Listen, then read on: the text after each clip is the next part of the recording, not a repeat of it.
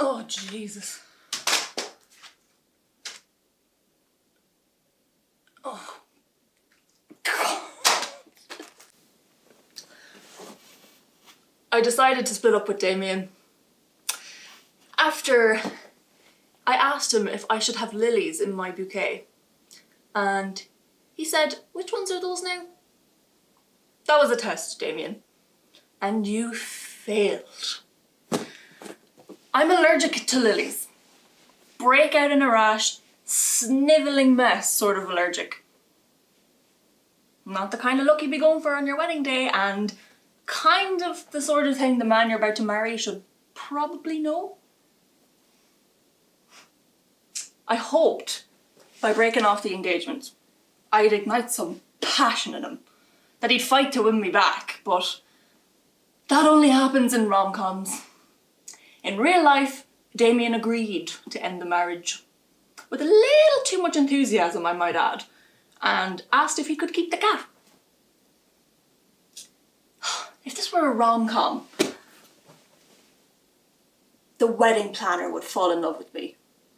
Or I'd do an eat, pray, love job and jet off around the world to find myself and sleep with a handsome Italian man named Paolo. But I'm not the quirky lead in a rom-com.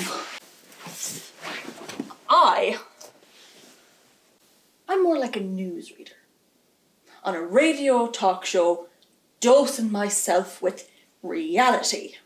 On the hour, every hour, with a reminder that the pandemic ruined my wedding, my relationship, and my happy ending.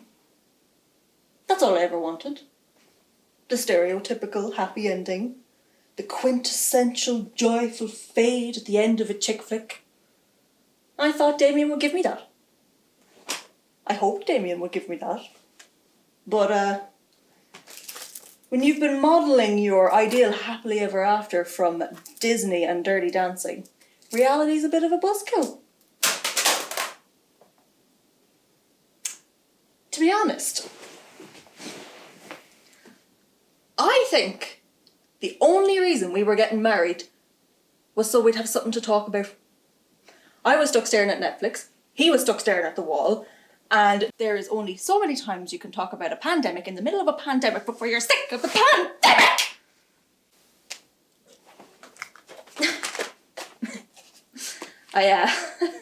I've been rewatching some of my favourite films to pass the time. Notting Hill, Pretty Woman, The Notebook. And I realised I have never had any of those whoa moments with Damien. He's never written me love letters every day of the year. I'd be lucky to get a text back most days. And I've never chased him through Dublin security to tell him that I loved him as he went on a stag do or a business trip. When I met Damien, there was no lightning moment of, oh, this is it. He's the one. It was more like, oh, did you just spill your drink all over me? To make it up to me, he bought me chips and a burger at 3 a.m. We shifted, and that was it. We Snapchatted for a few weeks, seen each other out, shifted each other drunk, avoided each other sober, got over ourselves, went on a few dates, went on a few more, and before we knew it, we had moved in together and got the cat. If this was the main couple on a rom-com, we would have a 12% rating on Rotten Tomatoes. I mean, marriage, it just seemed like the next step. Marriage, mortgage, babies. I mean, that's what happens when the credits roll, right? All my friends are married, all of them. The ones from primary, secondary, college, Pilates. They've all had their big day out and now they're researching baby formulas and creches while I'm here trying to decide between a red or white wine for my dinner.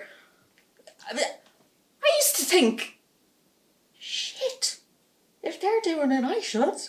Like, as if we were all teenagers getting side fringes, but instead we're all getting husbands.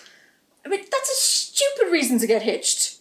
As if it's a fashion statement and not a lifelong commitment.